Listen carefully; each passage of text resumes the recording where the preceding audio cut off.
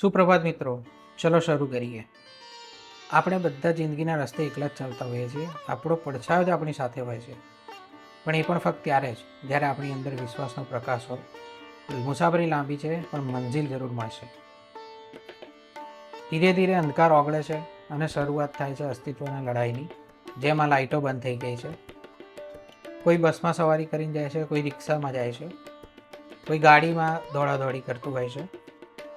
સાયકલના પૈડા સાથે પોતાના પરિવારનું નસીબ ફેરવતા કાકા અને સ્કૂલ વાનમાં બેસીને જતા આ વિદ્યાર્થીઓ, તો કોઈ 2 વ્હીલર ઉપર તો કોઈ 4 વ્હીલર ઉપર જતા આ બધા માણસો જે પોતાના અસ્તિત્વની લડાઈ શરૂ કરી છે આજની. ક્યારેક બધું જ અસ્પષ્ટ લાગશે, આ લાઇટની જેમ લક્ષ્ય ધૂંધળું દેખાશે, પણ યાદ રાખજો, જે પ્રકાશ આજે ધૂંધળો છે એ જ કાલે તમારા રસ્તાનું તેજ બનશે.